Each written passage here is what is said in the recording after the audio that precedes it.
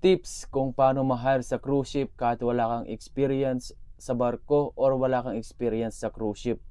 Walang barko experience, don't worry, may pag-asa pa rin basta may tiyaga at diskarte. Ito number 1 tips mga kamarino. Mag-apply sa entry level positions. Pero i-base natin yung apply natin na trabaho sa experience natin.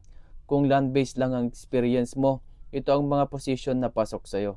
Galley utility, housekeeping attendant, public area cleaner, laundryman, store utility, or dining steward assistant. Kahit waiter ka sa mga restaurant or cleaner sa hotel, malaki ang tsansa mo basta tama ang presentation ng experience mo. Number 2, ibenta ang sarili mo kahit first timer ka.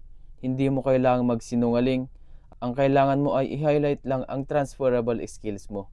Sample, wala man akong seagoing experience pero sa 2 taon kong pagtatrabaho bilang room attendant sa hotel, natutunan ko kung paano maging alerto, malinis sa trabaho at marunong makisama sa iba't ibang tao.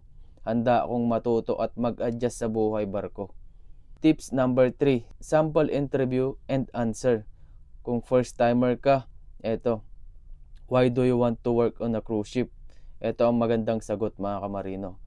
Because I want to grow in an international hospitality environment, earn better for my family, and challenge myself professionally. Question number 2. Do you have shipboard experience? Ito magandang sagot. Not yet, but I've worked in hotels where I learned discipline, cleanliness standards, and customer service, all important on board. Question number 3. How do you handle pressure or long hours? I'm used to long shifts and physically demanding tasks in my previous job, and I believe I can adapt to the schedule on board. Ito bonus tips mga kamarino. Iayos ang resume at lagyan ng keywords tulad ng hospitality, customer service, fast-paced environment. Gumamit ng professional ID photo. Kumpletuhin agad ang STCW at Seaman's Book. Mag-follow up professionally sa agency 5 to 7 days after application. At mag-apply sa maraming agency. Huwag lang iisa. Kung mas marami kang a-applyan mga kamarino, mas malaki ang tsansa mo.